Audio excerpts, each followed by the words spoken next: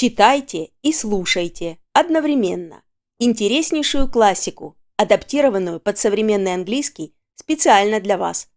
Погружайтесь в язык через увлекательные сюжеты англоязычной литературы. Такой формат помогает учить английский естественно, без зубрежки и тренировать навыки для реальных ситуаций. The Appointment by Somerset Moëma. In the ancient city of Baghdad, long ago, there lived a merchant named Hassan. He was a kind man with a small shop in the noisy market, where he sold spices, silks, and fruits. His life was simple but happy.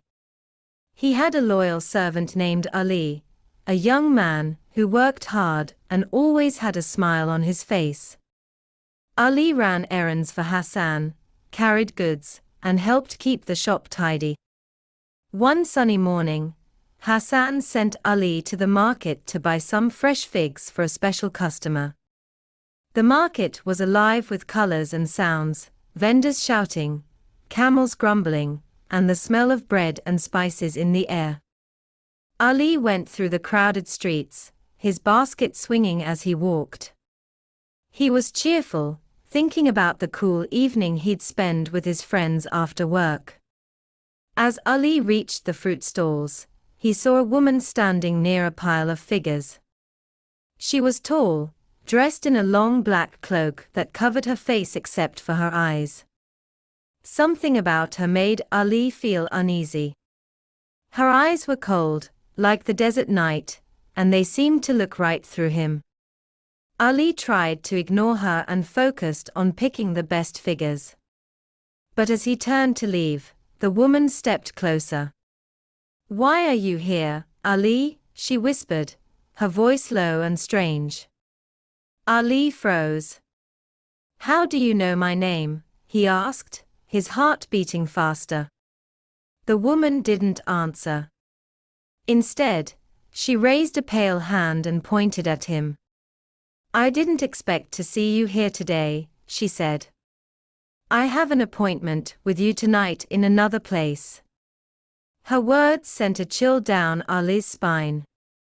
He didn't know why, but he felt a deep fear, as if death itself had spoken to him.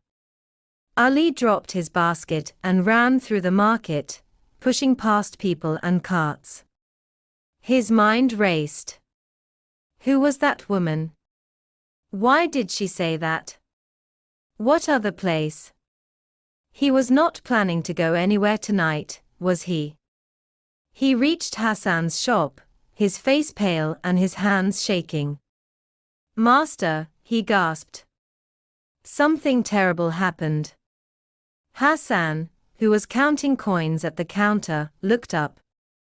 "Ali, what's wrong? You look like you've seen a ghost." Ali told him everything, the woman in the black cloak, her cold eyes, and her strange words about an appointment. "I'm scared, Master," Ali said. "I think she was. I can't stay in Baghdad." Hassan listened carefully. He was a wise man, he saw how frightened Ali was. "Calm down," he said. "Maybe it was just a strange woman playing a trick. But if you're so afraid, take my fastest horse and ride to Samarra. It's a day's journey north. Stay with my cousin there tonight. You'll be safe." Ali nodded, grateful. "Thank you, Master. I'll go now." He grabbed a small bag, jumped on Hassan's horse, and rode out of Baghdad as fast as he could. The wind whipped past him as he galloped toward Samarra, hoping to escape whatever the woman meant. Back in Baghdad, Hassan couldn't stop thinking about Ali's story. Who was this woman? He wondered. He decided to go to the market himself to find out. The sun was high now, and the market was even busier.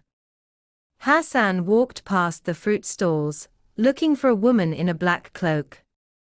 At first, he saw no one like that. But then, near a corner, he spotted her. She stood alone, her face hidden, her presence heavy like a shadow. Hassan approached her, his heart steady but curious. "Excuse me," he said politely. "Are you the woman who spoke to my servant Ali?" The woman turned, and her eyes met his. They were as cold as Ali had described, and Hassan felt a shiver, but he stood his ground. "Why did you frighten my servant?" he asked. "You told him about an appointment. What did you mean?" The woman's voice was soft but clear, like the sound of falling sand. "I am deaf," she said. "I was surprised to see Ali in Baghdad this morning. I have an appointment with him tonight in Samarra." She paused, then added, "I didn't mean to frighten him. I was only stating a fact." Hassan's blood ran cold. He wanted to argue, to ask more, but the woman turned and vanished into the crowd. He stood there, stunned, as the market buzzed around him. Was it true? Was Ali doomed? He thought of his loyal servant, riding desperately to Samarra, not knowing he was heading toward the very fate he feared. Hassan returned to his shop, his mind heavy. He sat at his counter, staring at the spices and silks, but all he could think about was Ali. He wondered if he should have stopped him, told him to stay in Baghdad. But deep down, he knew it wouldn't matter. If the woman was truly deaf, no one could escape her. That night, in Samarra, Ali arrived at Hassan's cousin's house. He was tired from the long ride, but he felt safe.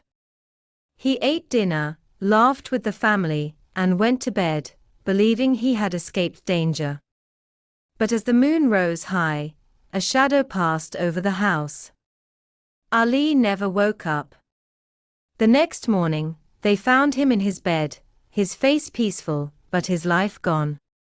When the news reached Hassan, he wept. He didn't know how death had found Ali, but he remembered her words. "I have an appointment with him tonight in Samarra."